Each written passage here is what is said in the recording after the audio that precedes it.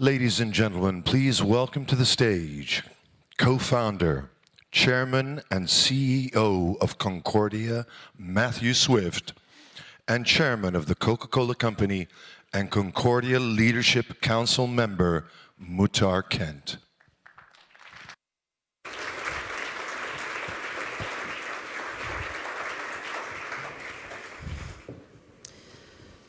Muhtar Kent is the chairman of the board of directors of the Coca-Cola Company, having joined the company in 1978, holding a variety of marketing and operational leadership positions over the course of his career. He was named CEO in 2008 and recently oversaw a very smooth transition to his successor. Coca-Cola is one of the most recognized brands in the world, and we are especially proud because he is the newest member of Concordia's Leadership Council. So Muhtar, it is a real honor to have you here today. Thank you, Matt. Thanks. I want to start, because we are in Athens, I want to start with Greece. When you come to Athens, when you come to Greece, and you think about what's happened here over the last 10 years especially, what comes to mind? What do you think about? Well, not just the last 10 years, but I mean, Greece is the cradle of civilization, has given so much to the world. So every time I come here, I'm awed, and it's a great honor to be here. I've got so many Greek friends, and I love the neoclassical architecture, and I come from a small town on the Turkish coast called Ayvalık. Originally, my family comes from there, which has a lot of also neoclassical buildings. And I do a lot to help restore them from time to time. And so, and I think basically I was here a few months ago at the Acropolis Museum. A friend of mine had his company's 50th anniversary, and whatever I felt then, I feel now, which is, again, awe and admiration, and I believe that the future's very bright. So let's talk a little bit about your transition now at Coca-Cola. What is next for you? What are you thinking about, and what's on your mind? After 10 years as CEO, it feels great to be chairman, and I've overseen a smooth transition.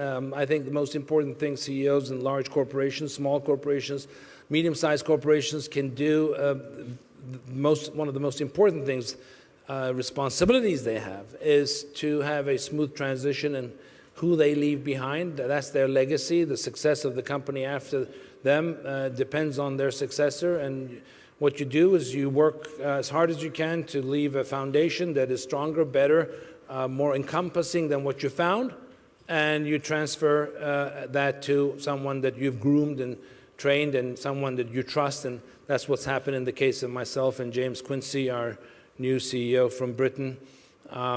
And I will ensure his success. That's my responsibility. Guide him and advise him and continue to make sure, pave the way for his success, and manage our board of directors, which is really critical and important in a large public corporation, and continue to be brand ambassador for our 550 brands around the world in 207 nations. One of the main issues we're going to be talking about at this forum are the Sustainable Development Goals. We oftentimes talk about at Concordia that they speak oftentimes the language of a CEO as a framework. How can organizational leadership incorporate the SDGs into leading global corporations? You know, I think Sustainable Development Goals first have been an improvement over the Millennium Development Goals, which were in themselves very important. But I think they're wider, more encompassing, and we, are very engaged with various functions in the United Nations to help draft some of those Sustainable Development Goals as the draft goes to the UNGC. But at the same time, I think it is critical for corporations to embrace the Sustainable Development Goals as part of their business strategy. because only then can the actual sustainability of corporations become sustainable in themselves. Because if you think of the Sustainable Development Goals in silos and think of them as charity, then they cannot last in your business. So in our case, for example, we took water, women, and well-being of communities as our three W's that basically have been our North Star for the last decade. And we put some very ambitious goals in place as a company. As one of the largest users of water in the world, in 2010, we said we will become water neutral by 2020. 390 billion liters of water then. The business has grown substantially, so now it's over 500 billion liters of water. And we said we will become water neutral. Well, people thought we were crazy when we put that goal out. We achieved that goal in 2015, 5 years ahead of schedule. It's only when you can actually make it part of your business. So why is it part of our business? Because the way we achieve water neutrality is, i.e. giving back more than 500 billion liters of water back to the world, is through reducing the amount of water in our 1,004 factories in 207 nations. How do you reduce water? Using technology. Before, we used to rinse all our empty packaging before we fill the empty packages with our products with water. Now we use sterile air to clean the packaging before we fill our packages with our beverages. Recycle the water, secondly, before we give it back to the municipalities. The two are not enough. The third is replenish water in various continents around the world, i.e. capture rainwater before it gushes out to the sea or rivers, regenerate contaminated water into sterile drinking water. And through all of these initiatives, audited externally, we achieved water neutrality by 2015. Women, basically, we said we are going to economically empower 5 million women outside of the four walls of the Coca-Cola company in 2010, by 2020, 10-year period. We are on target to do that. When women entrepreneurs are created, communities get stronger. When communities get stronger, our business gets stronger. That's the way I sit in front of our share owners every year at the annual meeting and say, this is how the algebra works for these sustainability goals. They're part of the business. They're not some kind of hazy, feel-good philanthropy. But how do you, I want to go back to that for a second. As a CEO, you have to focus on the bottom line. You have to focus on your shareholders. You have a board of directors to answer to. Did you get a lot of pushback when you were really pushing these? Only until I could show the algebra, the calculus, because water costs money. Municipalities in the 207 countries for the 1,004 factories we own basically charge us for water. Yeah. So when the water got reduced, when we started not using water for rinsing our packaging, that helped our bottom line.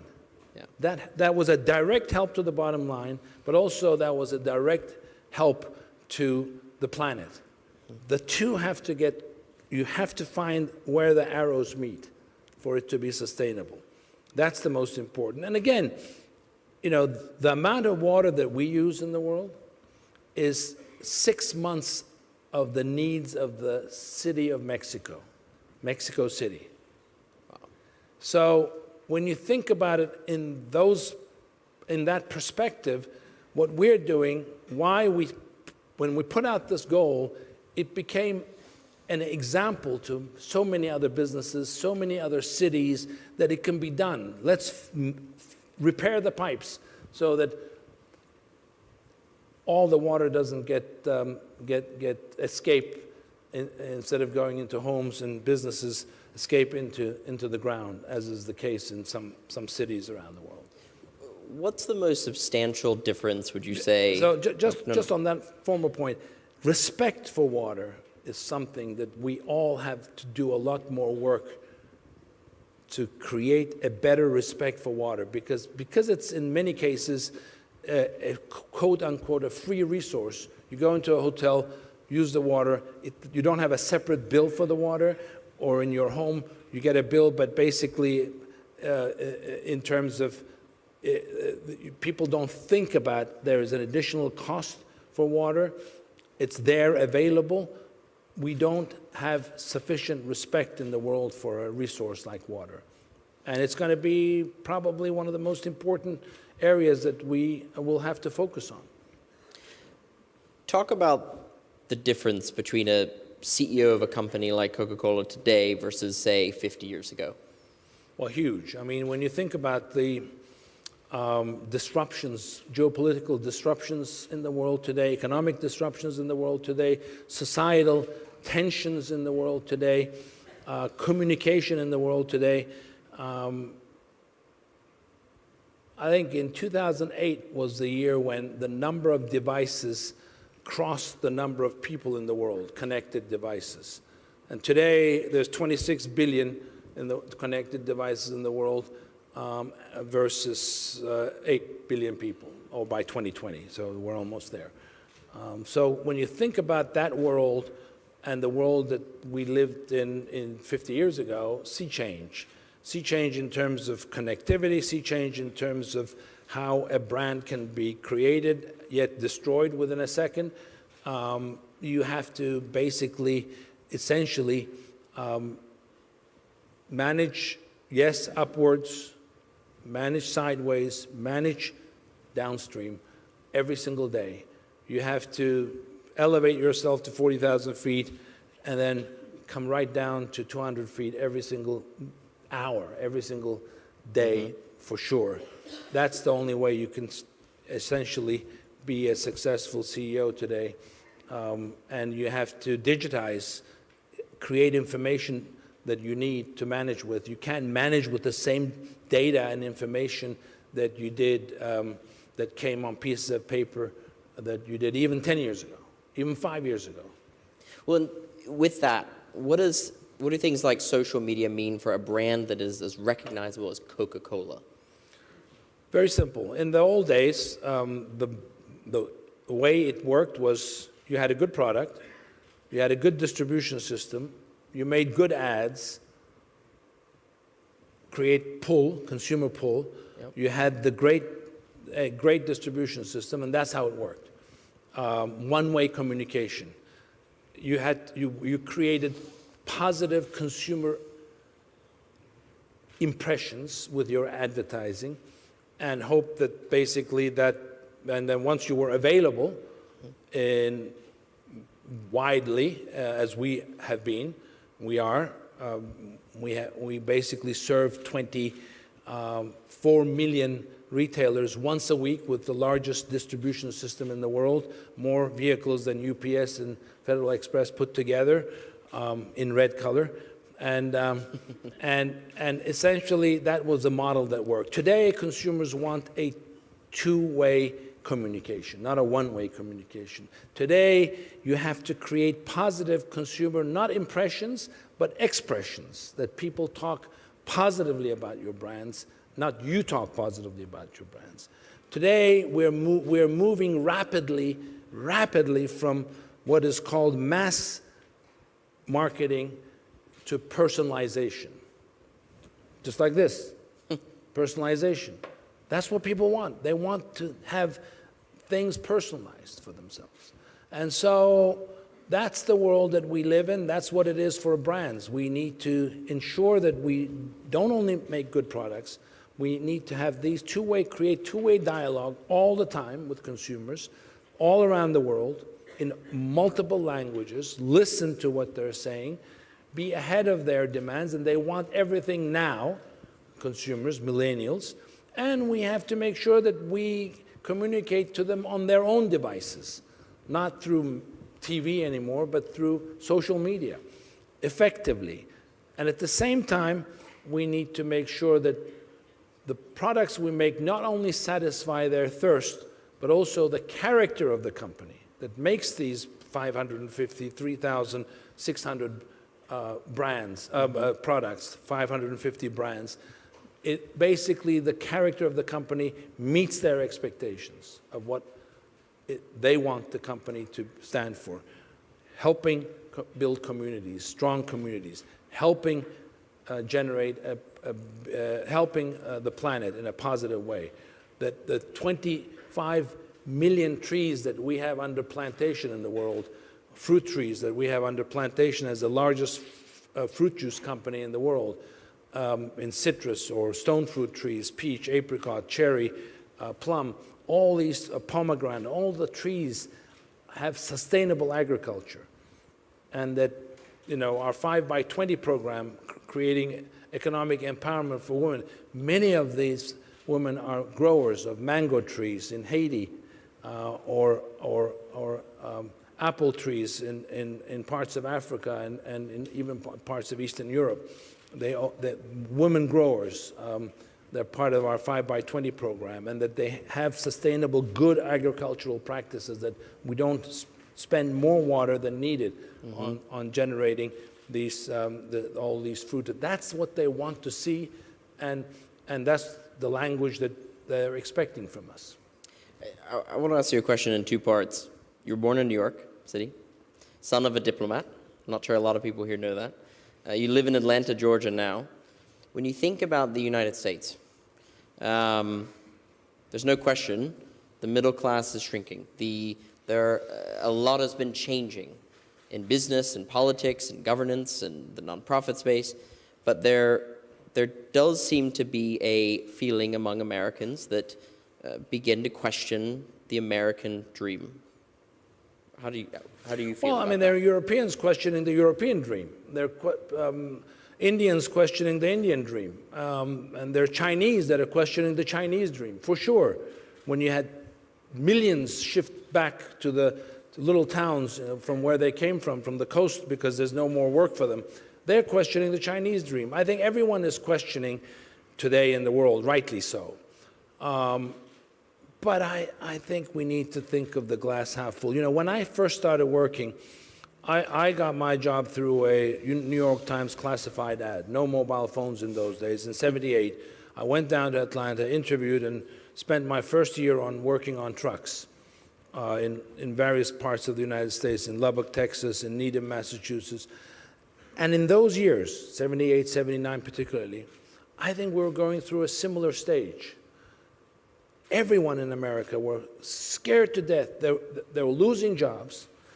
There was a recession, and everyone in the United States were scared to death that every single job in the United States was going to be taken over by the Japanese. And there was the oil crisis.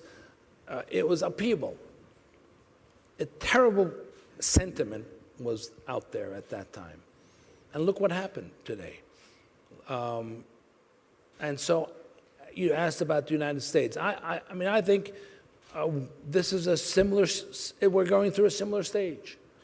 And with technology, with innovation, with re-innovation, reinvention, I think we're going to come through it. What happened from '78 later on for the next 10, 15 years is America lost 70 million jobs, but reinvented 80 million jobs in technology. That's what happened in the United States. I think we're going to go through a similar stage. There will be jobs, for sure, huge amounts of jobs lost in the next 10, 15, 20 years in America. But there will be new jobs created. And I think innovation is going to stay ahead of the curve. I may be an optimist, but that's how I feel. If you take the 10 biggest US corporations today in market cap, Apple being 700 billion, they're roughly around the addition of the 10 market cap of those 10 companies are roughly 10%, little less than 10% of the total global market capitalization in the world. I think, Yes, in retail, probably there's going to be a lot of jobs lost in typical bricks and mortar retail. But there will be so many other jobs that we can't even think of that's going to be created. We, as Coca-Cola, are one of the founding investors in a company called OneWeb. So with Airbus, Richard Branson, Qualcomm, we invested and founded a company called OneWeb. OneWeb is going to launch in the next 12 to 15 months 600 low-orbit satellites into the world. Low orbit means about 1,000 kilometers instead of 40,000 kilometers orbit. And these satellites are smaller, more versatile. They will be about 12 to 20 launched with one rocket. And they are going to create 4+G high-speed internet without cables in the whole world. And now what's going to happen with that is that for a mid-sized country, mid-income country, say Colombia, I saw the Colombian ambassador here, say Colombia. The former Colombian president. A country the size of Colombia spends billions on education. The prevalence of high-speed internet in high schools in Colombia is 8%. With this system, for a cost of $25 million, there can be 100% coverage of 5G internet in every single high school in Colombia. Imagine what that will do to the world. Not talking about large countries. Of course, large countries will mean more money, but it's a fraction of the cost of what education is. And you can ask your question, why did Coca-Cola invest in this? For this reason, to help build stronger communities in the world. Because when we make this available, they will be higher, and we're going to start with mid-income countries like South Africa, like Colombia, like Argentina, like Mexico and so forth, and Thailand, and we're going to roll it out into the world.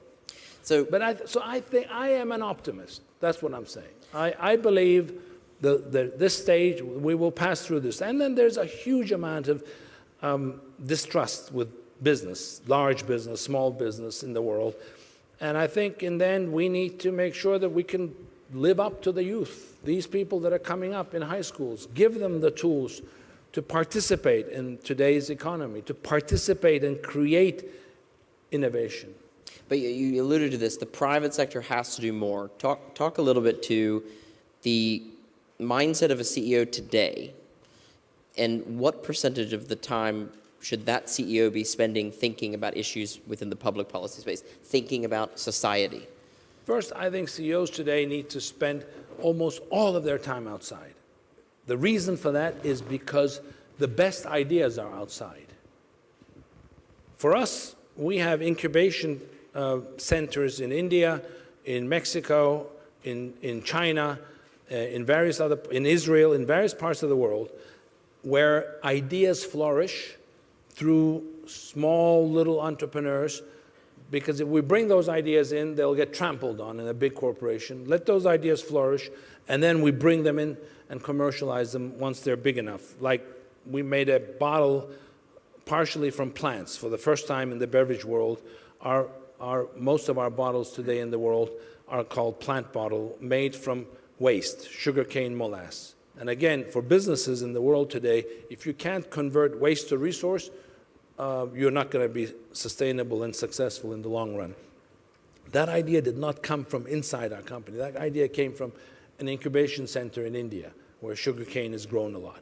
So CEOs have to manage down, manage sideways, manage up, and be out as much as possible. Be out and create golden triangle partnerships, government, business, civil society, Matthew, coming together to play an important role of leadership in solving some of these societal tensions in the world.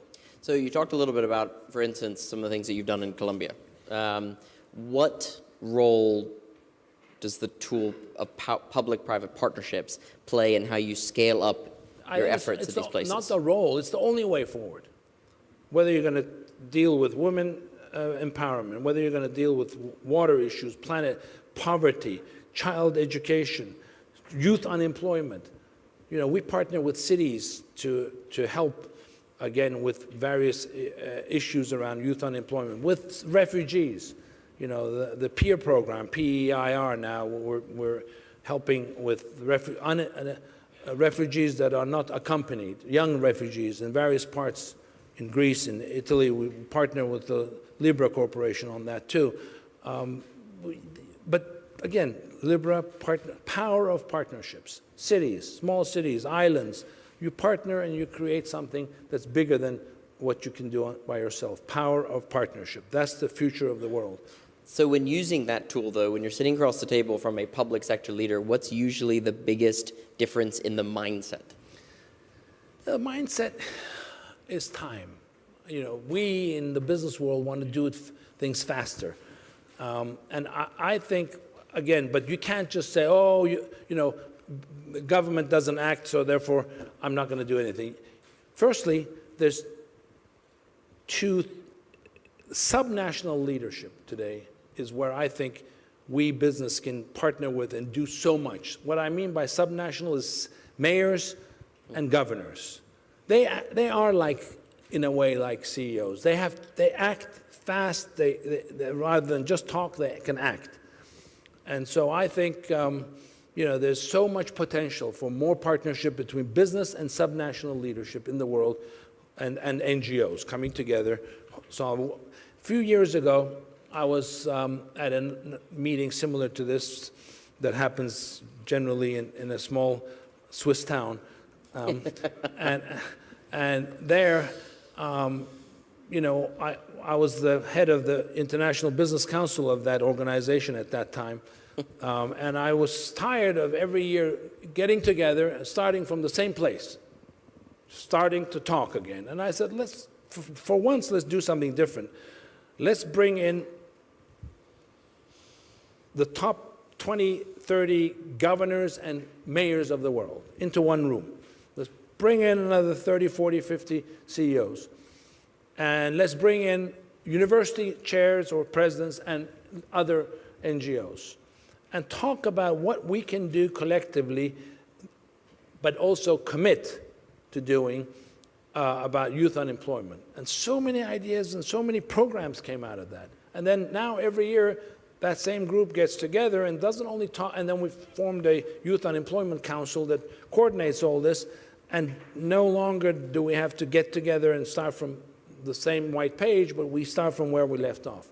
What happened, what worked, what didn't work, what's going on, how do we make it better, with mayors, with city CEOs, and also governors of large provinces in India, in the United States, and other parts of the world. There's no question you are an optimist, but what keeps you up at night? Well, optimist saying I believe the glass is half full. What keeps me up is youth unemployment. I just think, you know, that's growing, and I think if we are not more effective in dealing with youth unemployment, then I think the problem is going to get to a scale that's going to create more issues for the world than we know. Well, it's an honor to have you here, and it is a real honor to have you on our Leadership Council now. Thank you. Thank you all. It's great to be here. Thanks.